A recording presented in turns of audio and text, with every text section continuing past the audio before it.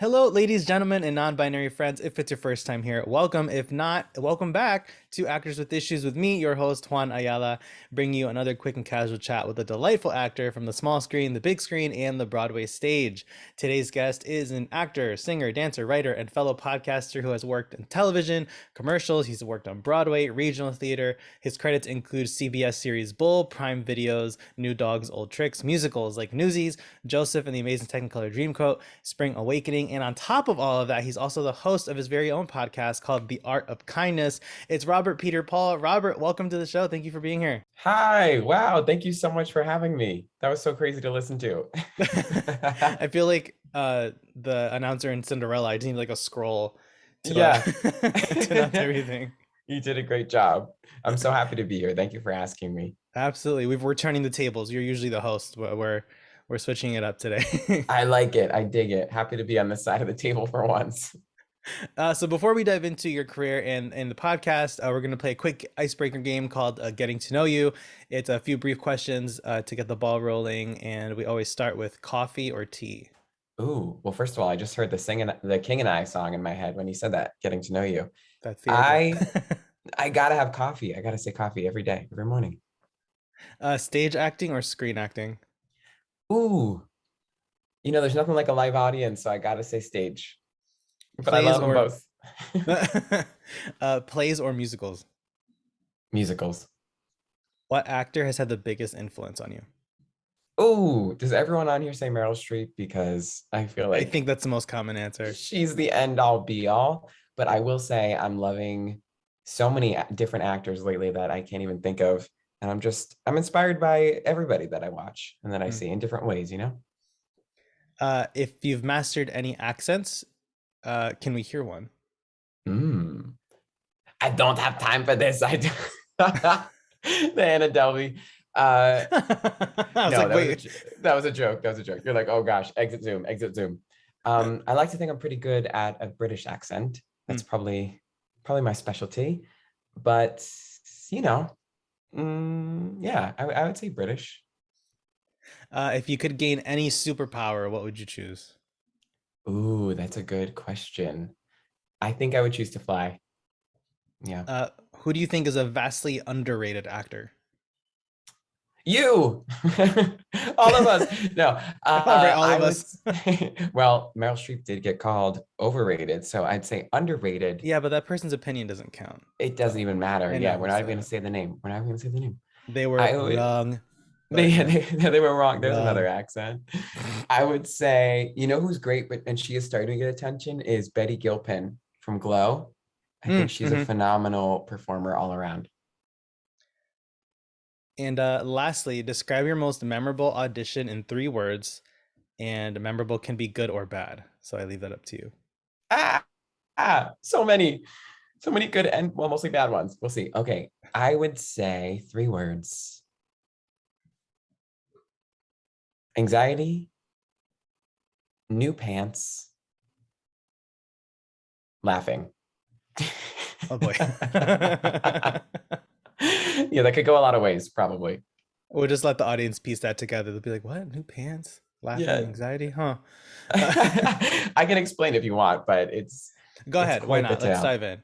Yeah, so I'm sure you can attest when we go on these open calls as actors, you never know what you're going to get, right? Mm, And so I was submitted for the tour of Legally Blonde, mm, and I ended up getting a call back and going in for Emmett slash, I think, Warner. They were seeing me for both, mm. not dancer tracks, right? Singing, acting tracks, a good time. Love the show. I show up and I walk in, and everybody is stretching in the waiting room and wearing, these Laducas and Lululemon outfits and Right. looking dressed to the nines, ready to dance. And I'm rolling up in my Amity slash Warner mix, which is a button-down shirt, khakis, and dress shoes, basically something like that. And so I'm thinking to myself, okay, this is a dance call now. And I run over to the lovely assistant who was behind the table and I said, what's going on? Are we dancing right now? And they're like, oh yeah, they're going to do a dance call and then you're going to come back and sing and read later. No, my agent did not tell me that. Nobody informed Mm. me. And so immediately my stomach dropped and I'm thinking, okay, I mean, can I dance in this? I can barely dance. I'm a mover. It takes me a while, but I can walk. I don't know. So I ended up going back over to this lovely assistant and I said, oh wow, someone stole my dance bag, and I completely made up this whole tale. It just like came out of me before I could even realize that I was making up stuff, and it was which is crazy. Don't do that. And so he was like, oh no, do you need me to call somebody? I'm so sorry, can we help you? And I said, no, no, let me just go look. I might have just left it in another room. So I ran out of Ripley Greer and I ran down to H&M, which was just around the corner Right. in New York City. It was right in Midtown. I purchased the first pair of sneakers I saw and sweatpants. And then I found this like weird tank top thing. It was the only thing I could find. Quickly ran back, changed, and walked back into the room, like floating on air, like I'd never left. And then I did this dance call, which was an intense combination, to say the least. And I got cut. I got cut chorus line style. But I did get a new pair of sneakers out of it. So I have a rather similar traumatizing experience. oh no. Um, Pre-COVID, I did not subject myself to open calls. I wasn't living in the city yet, so I didn't, I wasn't like readily available here. Um, but I had an in-person audition several months ago for Harry Potter and the Cursed Child. It Mm, was like a replacement track, and that show's very physical. Like there's like a lot of the scene changes are like just very physical, so they like people are moving in sync. yeah. I did not read the massive email correctly and did not realize that there would be a movement call. And by movement call, they mean a 45-minute Barry's Bootcamp class because they were really trying to test people's like stamina. Like my calves were on fire for like a week after that. But Wow. yeah, so I got there in ready to do the scene, and that was it. And then, but I get there and I see all the other guys in the room. I was the only Latino in the room as well, so I was like, maybe this is like two different groups of people or something. So I didn't really think anything of it until it's too late. And then I looked through the email eventually, and I'm like, oh, there's a movement call, and that's first. Um, Surprise. so everyone was in like, tank tops, shorts, sneakers, whatever, and I was here in like a button up and chinos and boots, and I'm like, it's gonna be fun. I feel like by the end of it, the casting team was like, well, he tried.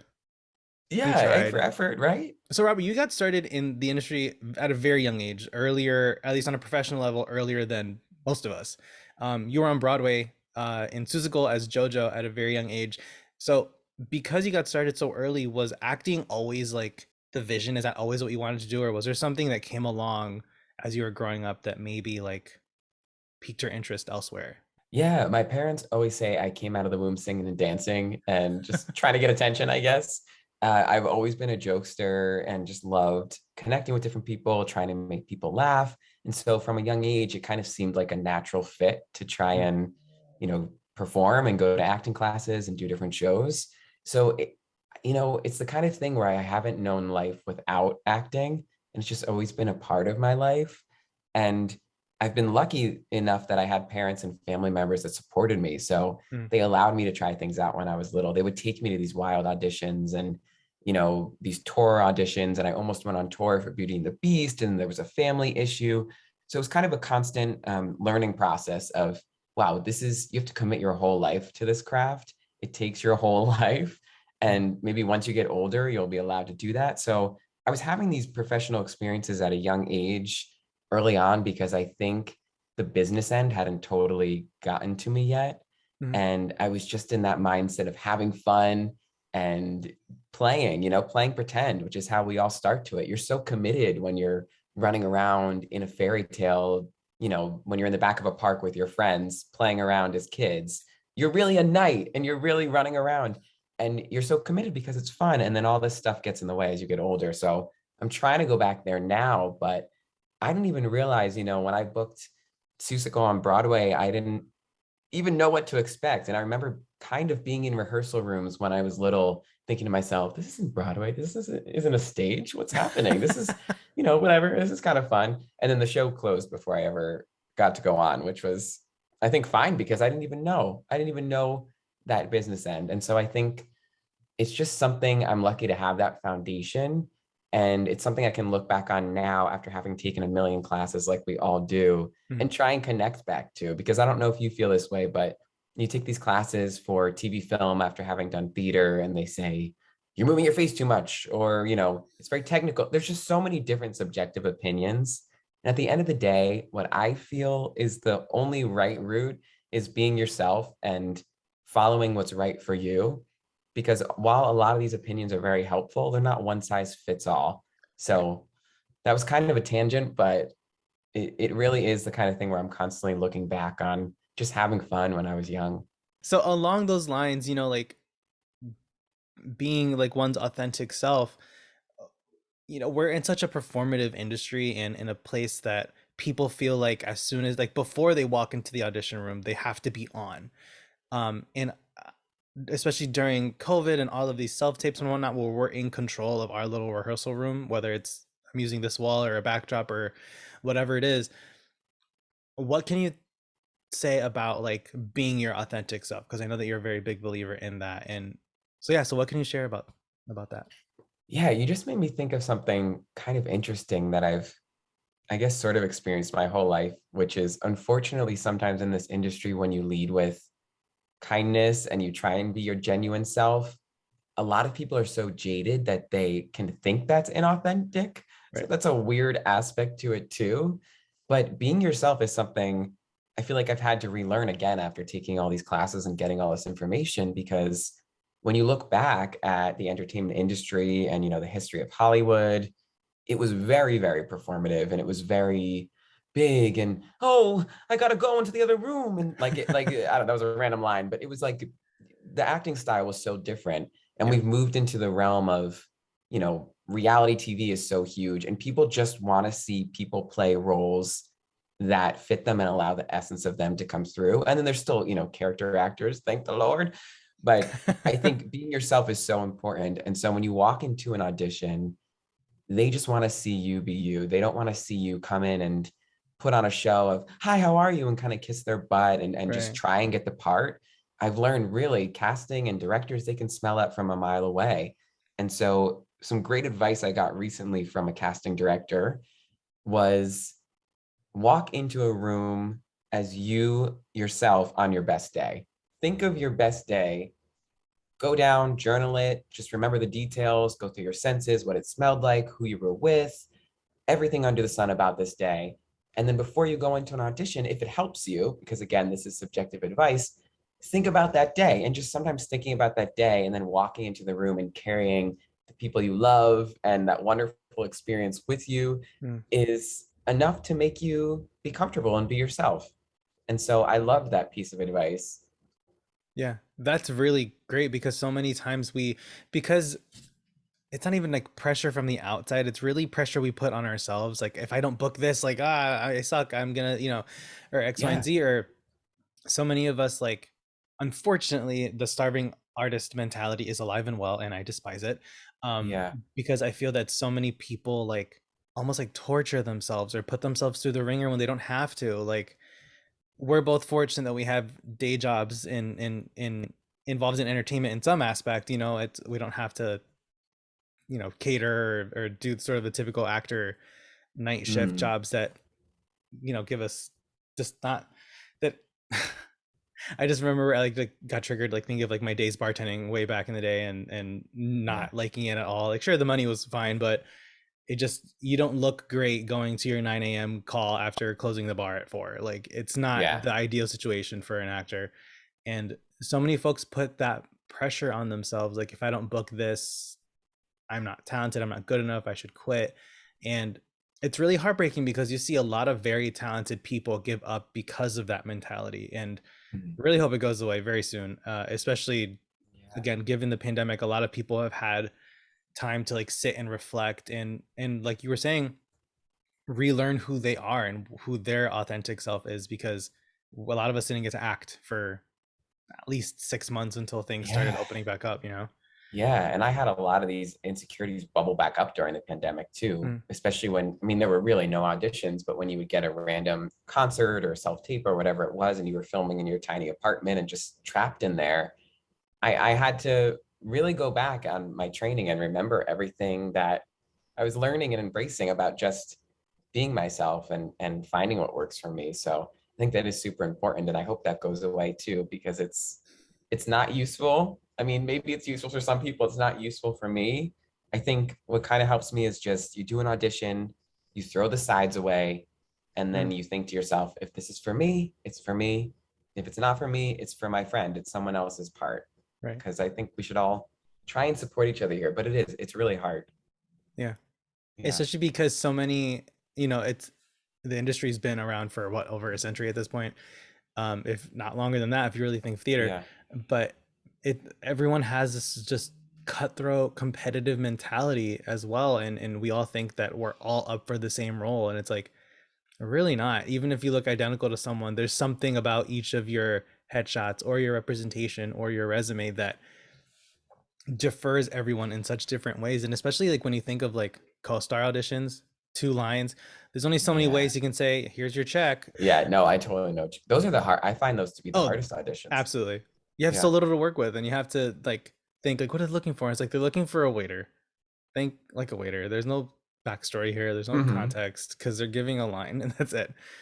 Um, but we get in our heads so much when it comes to, is again, especially these shorter auditions when you have like 3 scenes to work with, and it's a whole, or you have the whole script at your disposal, or you're familiar with the play or whatever it is. You have so much more to work with, but we put so much pressure on ourselves, and again, getting in our own head, and I feel like we get in Yeah. our own way more than anything else. Yeah. It's so true. I got such wonderful advice from a teacher at the Barrow Group. Do you know the Barrow Group Hmm. in New York City? Shout out to Lee Barish. She is just sunshine and she has totally changed my outlook on acting. And I think me or one of my classmates asked her one day, how do you get out of your head? And she would call it a Judge Judy sitting on your shoulder, kind of watching the scene as you were doing it and feeding you these awful pieces of advice about yourself. What she said to me was so simple, but it kind of just changed my whole mindset. And again, it's a process. And I wasn't suddenly like out of my head, but she said, you're never not going to be in your own head.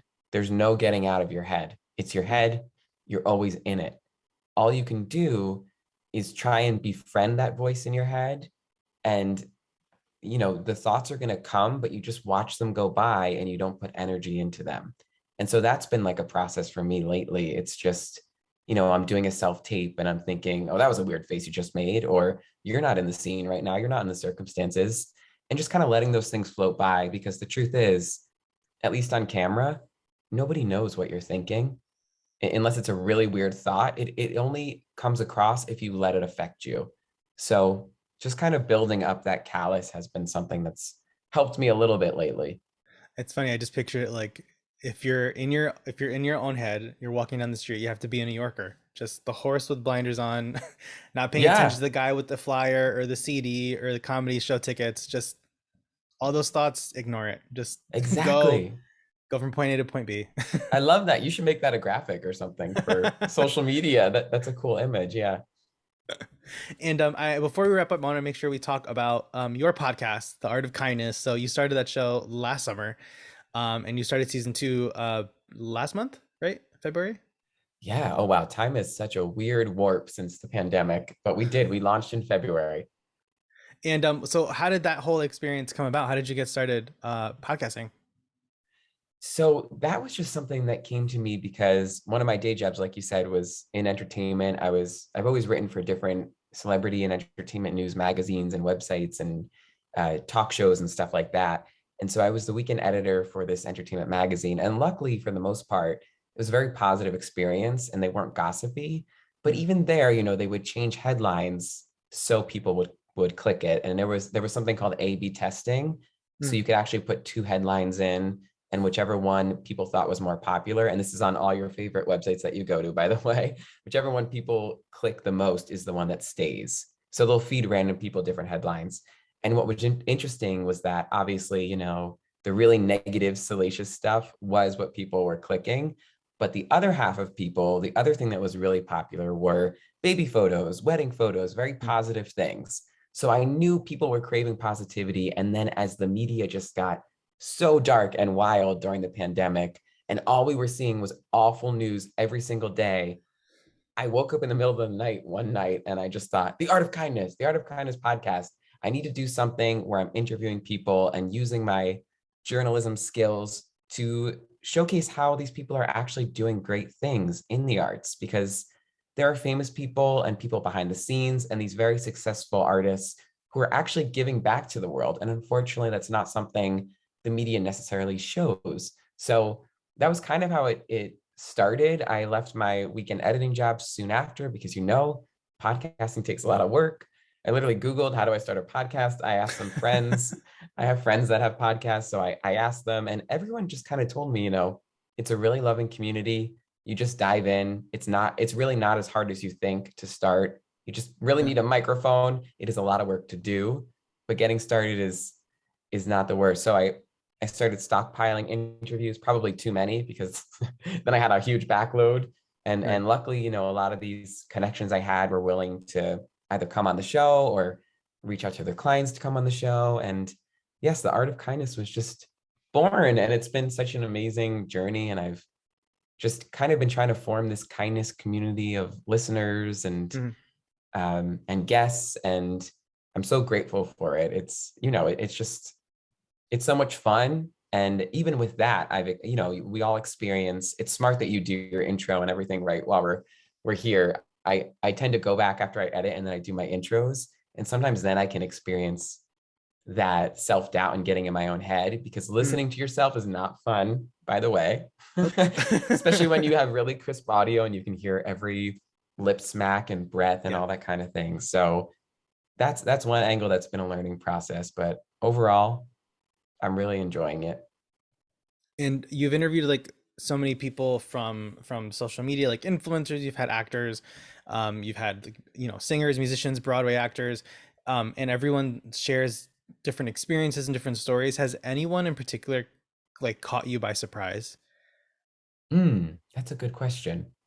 What's really interesting is that I have certain questions I like to ask everybody, and then it Mm, changes depending on their career, obviously. But when I ask people what kindness means to them, I've never gotten the same answer from anybody so mm, far, which has been very surprising, I think. And it just goes to show that kindness means something different to everybody. But at the end of the day, every definition I've received has been rooted in love. So that's kind of like you know, across the board, something I've realized. I guess one guest that surprised me was I had on a really successful world champion wrestler, Kofi Kingston from the mm. WWE universe, which, I'm a theater kid and I'm not totally immersed in that, but it is very theatrical and fun. And I was partnering with UNICEF, and he's one of their ambassadors, and they asked if he could come on the show, and it ended up working out. And this guy, I had no idea what to expect, just because, I did research, but I didn't really follow that. He was just the most authentic and positive person, that one of the most authentic people I've ever met in my life. And, he was at home and his kids were coming onto the Zoom and crawling all over him. And there was just such vulnerability there. And I could tell, because I'm sure you get this too, it was just so in the moment. They didn't need the questions ahead of time. Right. He didn't prepare. I mean, I'm sure he prepared somewhat, but he didn't, need to have this sort of pre-planned route. He was just so with it. And those are the interviews I love most. I recently had on Ethan Slater, who was SpongeBob on Broadway, Mm. and we ended up getting really deep, and he started to talk about things he's doesn't usually talk about, which was a surprising moment. And so I think it does go back to just trying to be yourself and create a safe space.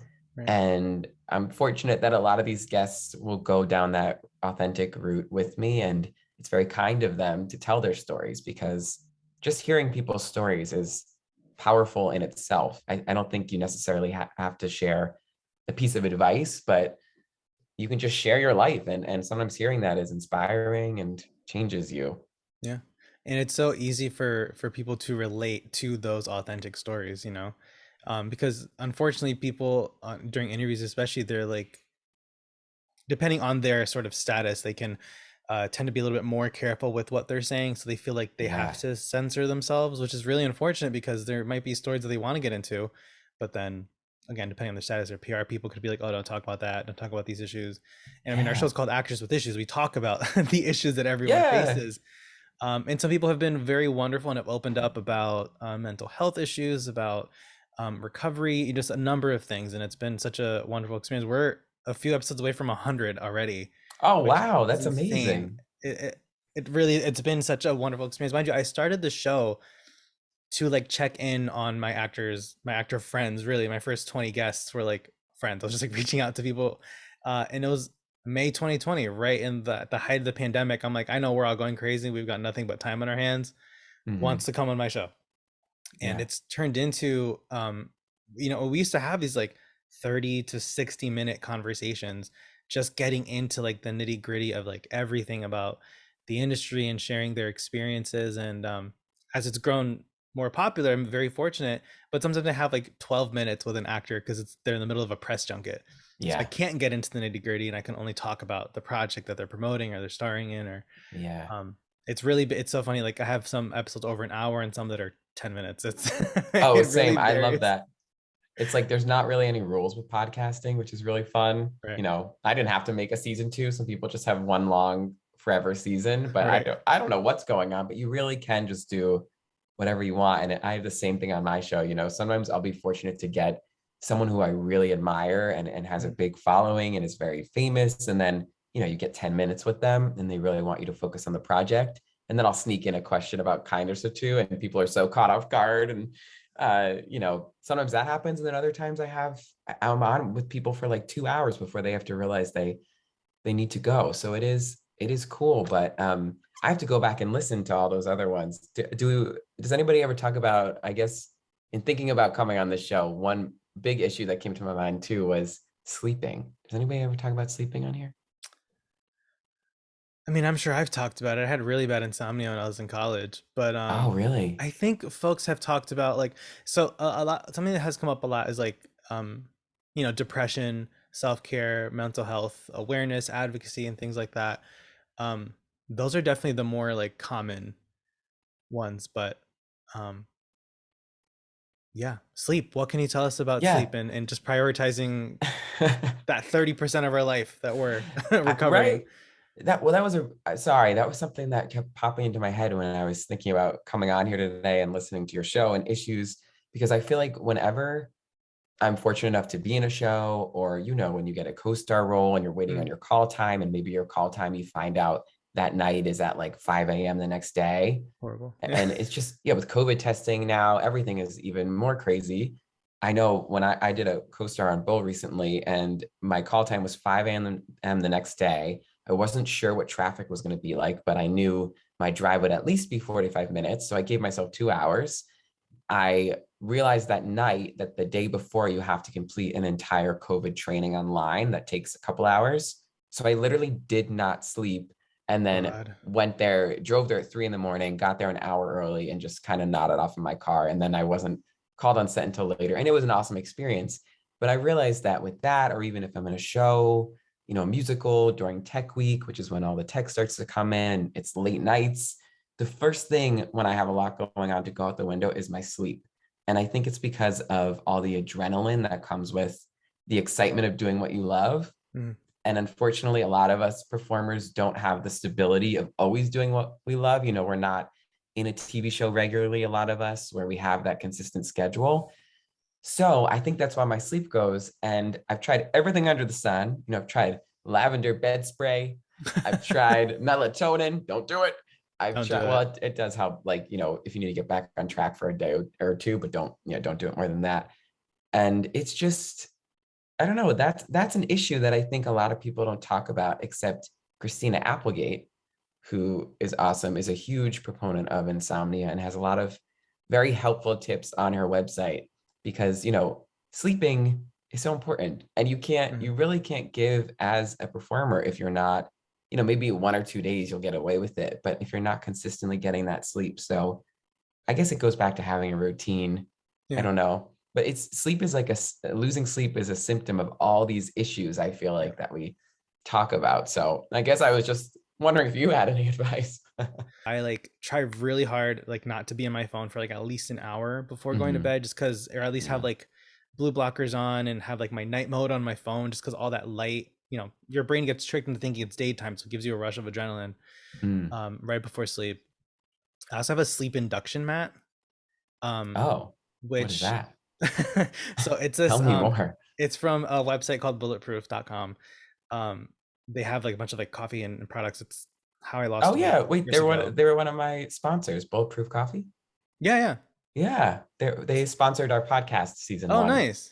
Nice. So yeah, so they have a product, it's a sleep induction mat, and it basically has these plastic discs all along the whole mat, and you lay on it, and it basically is like acupressure. So it is a way for you to like release any tension that you might have throughout your body. Some people stand on it on their feet, Oh, so that it again gives you like feel like tingly like all over as soon as you like step ooh, on it or lay on it, and it really just helps release like all of this tension that you have in you right before bed. And you're supposed to like lay on it in bed, and then you kind of just like slide it out from under you, and you sleep like a baby because you wow. just released all this tension. And it obviously is painful at first because it's like little plastic spikes, but you're not like drawing blood or anything, but obviously but, If there's um no blood, I'm not in. yeah, No, it's not a that's nail, it's not a bed of nails. oh gosh. Oh, but good, good. um but yeah, it that helps me so much, especially on days that like I'll have something early in the city, because um I work from home now, so it's like, it Yeah. just the schedule's completely different. But man, when I was working that job, it's like, and it wasn't even providing that much. It was like Mm, $2 above New York minimum wage. It's like, it's like I could have a different job that pays about the same and not yeah. It's not worth your kind of mental kill me health. so badly. Exactly. It Yeah. was just not great. Yeah. And then like doing that job, juggling two podcasts and self tapes and a relationship just was not was not Oh, ideal. yeah. It's like I all had these 20 minutes balls to you're trying to myself a day. juggle. Yeah. Oh It's gosh. like the walk to work and the walk back home. That's all like the me time I had. Otherwise, something was happening. Yeah. Yeah. It's nuts. And I think what I've learned too is it goes back to awareness, and I'm Mm. still mastering it, but I knew like this past week I had back-to-back rehearsals for two different shows. So I was rehearsing one during the day and one at night. Before that, during the day, I had all this day job stuff to do with writing, and then I have social media clients. I'm trying to produce this podcast. I'm trying to like be there for my family and friends. And there's all these things you juggle. And so I think I was going into this week knowing that the first thing that would go out the window was my sleep. And I guess just giving myself an hour or two before I try and go to sleep right when I get home, even if it's at 10 o'clock at night, is much more beneficial than laying in bed and tossing and turning and like cursing at myself because I'm not sleeping. And Yeah. so that's definitely helped me too. And I will say it's awesome to have a really good book, because if you can read for an hour before bed and just you fall asleep reading the book, that's my best night's sleep. So that is helps me this week looking back in a week where otherwise I probably just would have, maybe slept 2 hours on and off, or been in that weird mode where you're like, am I sleeping? You know, Right. you're like Yeah. kind of watching yourself sleep and you're like, I think I just slept. Did I sleep? And yeah, so I hate being there. And so I think it's just the awareness of knowing yourself will help across the board. And it sounds Yeah. like you have that too, because you had the wherewithal to say, this job is not serving me anymore. Yeah. And, you got a new one. Yeah. And over the pandemic is when I had like um my first managers. So I was getting like auditions consistently, and I was like, okay, I think I can juggle all of this, because gyms had just opened back up like fall of 2020, and then production started back up. So all these auditions were coming in, and I'm like, I don't know how long I can do this. And I ended up doing it for almost a Yeah. year. And good Lord, I feel like I aged 5 years in that year. And I've then de-aged because there's also like skincare routine. People take care of your faces, wash your face, Yeah.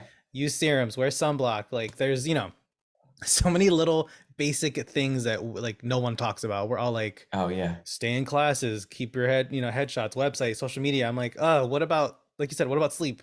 What Yeah. about a face mask, some self-care, God forbid, Yeah. Well, that's why it's great you have this podcast, because that's something they don't teach in any acting school, is the mental health and the awareness. Maybe Yeah. sometimes they'll teach you yoga or a certain movement that's helpful, but there needs to be more of a focus for entertainers and artists on your mental health, because at the end of the day, that's all we have.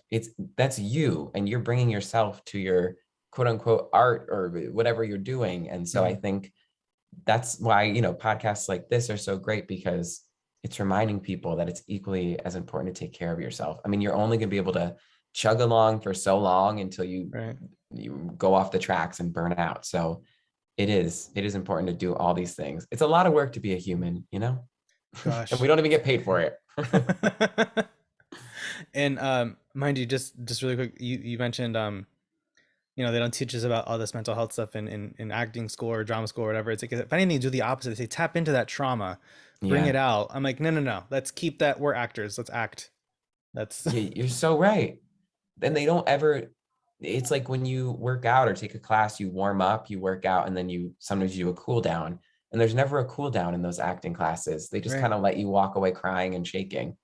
Yeah. And Great job. See you next week. Like yeah, it doesn't have to sobbing. be that Just way.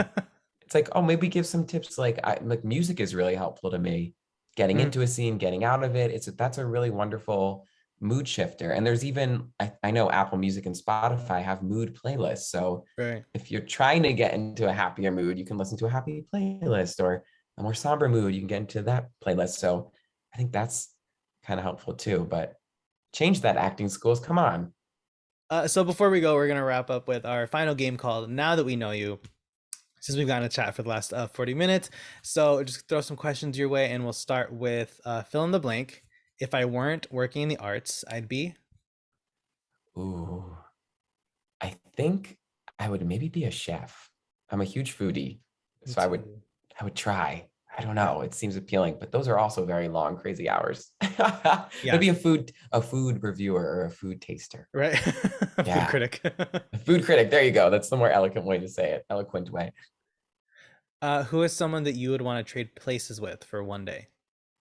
Ooh, I guess I should say I love being myself. That would be the healthy thing to say. But if I could trade places with somebody for a day, I would probably pick Dolly Parton because she just seems like a ray of light who Yeah. every day is walking on sunshine and bringing sunshine and killing it year after year. Yeah. And she really is. She's like a walking ball of sunshine. I love her to death. Yeah. Goodness. Or Jimmy Fallon because his show is so much fun and he has Mm. all these amazing guests like Dolly Parton come through. That would probably be a good time. What is the best advice you've ever gotten? I think it goes back to be yourself, fearlessly and boldly. Be yourself, don't hold back. And if other people aren't your fan, which is going to happen sometimes, guess what? That's not your problem.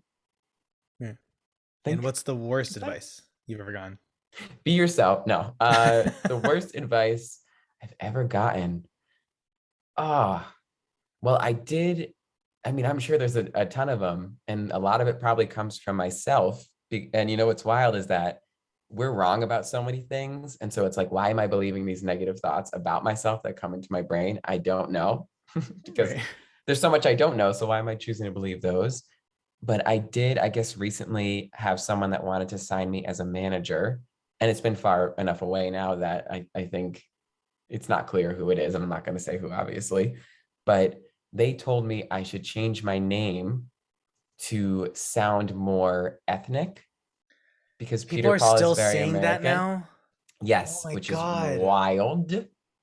And I have a lot of different things going on. I'm from a lot of different places in my family.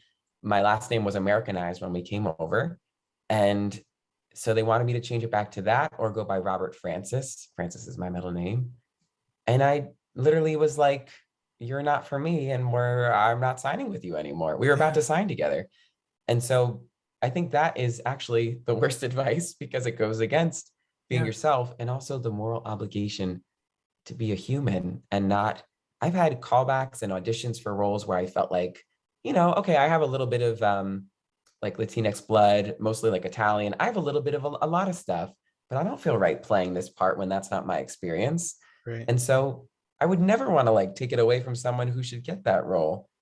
So just hearing that was triggering in a lot of ways. I could tell it Yeah. was for you because your face was like, oh my gosh. Well, just because I've had guests talk about like, yeah, my first manager 25 years ago told me that. And I'm like, people still say that now? Like, Yeah.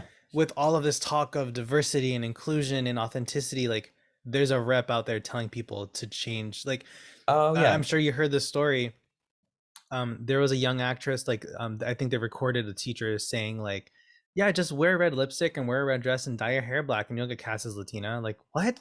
Ah, Like, what planet are you on? Like, mind you, I love theater educators to death. There's so many that, like, if I ever win anything, I'm thinking so many of them. But yeah. some theater educators are so out of touch with Hmm. how the industry works anymore.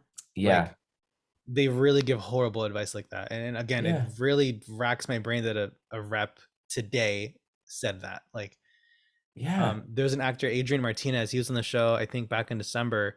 Oh yeah, he's Been coming on on. my podcast in a couple weeks. Is he really? Oh, Yeah. that's awesome. He's such a great guy. You're Yeah. gonna have a blast with him. He's delightful. He talked about how, it was actually him that I mentioned earlier. He said like one of his first managers said, you should change your last name to Martino, so that we can then submit you for like white or Italian roles. And he's like, Uh, in his head, he was like, because he's light skinned, and sort of ethnically ambiguous, like so many of us are. mhm. I don't represent what the typical depiction of Hispanic or Latinx is anymore. So, but he was saying that like in his head, he was like, "You're asking me to erase all the people that came before me, who had to fight for their existence with the last name Martinez, and now you want me to change that and erase everything." Like, Mm. really, just, I can't believe that someone Yeah. said that. Like It's terrible. recently, like what? Oh my It's god. inhumane, especially with the conversations going on and the growth that has been had. And it's like, why would you be telling?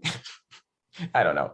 You can't just be like, I think he literally said something like ethnic is really in right now and mixed ethnicity. So there's a lot for you out there. We just need to market you that way. And I was literally thinking to myself, oh, we're done. But I'm not a confrontational person. So I just, in a very kind way, was like, no, I'm not going to do that. That's not for me. And I don't think that's right. But you're correct. There are a ton of educators and people with power out there that, yes, okay, it takes time for people to change. If you grew up your whole life with whatever messed up notion in your head, I get you need time, but the fact that people aren't trying and then they're still putting these ideals out there is terrible. And if you're in a class where you know in your gut that something you're hearing is wrong, leave that class. That's your agency. You don't have to, you can stand up for yourself too. You don't have to cause a scene. You can just leave and take yourself out of that situation because it's not right. And I think the teachers that withstand time are the ones that are actually investing in their students and looking out for them Yeah. and not treating it like it's their show because they didn't get to wherever place they wanted in their life. So now they're using their power in the class to just wield that power. I Hmm. see that so much in teachers where it's more about the teacher than the actual learning. And luckily, I've seen so many wonderful teachers too. And I love teachers. I mean, teachers are so undervalued. That's a whole Right. other Yeah, absolutely. issue. But yeah, what you said was so right. I think it was spot on. And lastly, in 10 words or less, what advice would you give to a young actor? 10 words or less. Did you just hear me not hear me rambling? Okay, let's think about this. Advice for a young actor. It's always funny to think about myself giving advice to people. Uh I've said be yourself so much, but that's definitely an important one to remember because I think it all harks back to that. I would say advice for a young actor.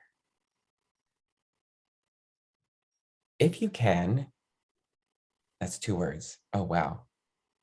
Maybe I should pre-count this. If you can, no, that's 3 words. Okay, this might be under 10 words. Try and think, but okay, I'm not going to say it like a robot. Oh, okay. Try and think about your own unique perspective of the world. Is that 10 words? Try and think about your own unique perspective of the world. Well, it would be 10 if I didn't say try and think. So think about your perspective on the world. I think I'll just, I guess, explain what that means if it doesn't Yeah, make yeah, sense. absolutely. We all have a unique perspective to bring. It goes back to, of course, being yourself. We all have something different to bring to the table.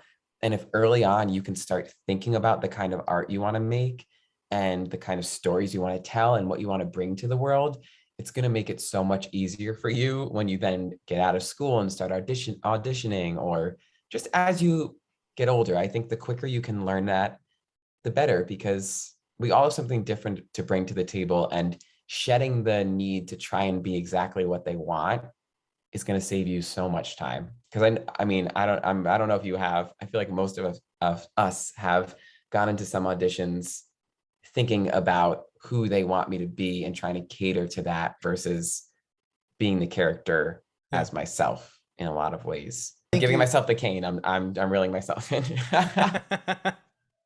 Robert, thank you so much for joining us on the show today. It's been such a wonderful conversation. Again, I love having these like longer chats, really getting into like everything. So thank you for coming on the show today. Really, No, thank you so much for having me and keep doing this because it is really helping so many people. I certainly hope so. That's the goal. So for anyone that wants to find you on Instagram or social media, where can they find you? I'm at Rob Peterpaul everywhere except for TikTok. I think I'm at Robert Peterpaul, and then also at Art of Kindness Podcast on Instagram. Awesome. And as always, you can all follow us on Instagram at Actors with Issues. Give me a follow at Juan Yala Official. You can watch our full video interviews on YouTube at youtube.com/Actors with Issues podcast, or listen on the go wherever you get your podcasts with new episodes every Monday. You can listen to Robert's podcast, The Art of Kindness, wherever you get your podcasts. And if you're in Connecticut, he's starring in the Decades in Concert, Spirit of the 60s of the Downtown Cabaret, playing April 15th to May 15th. I'm Juan Yala. This is Actors with Issues, and we'll see you next week.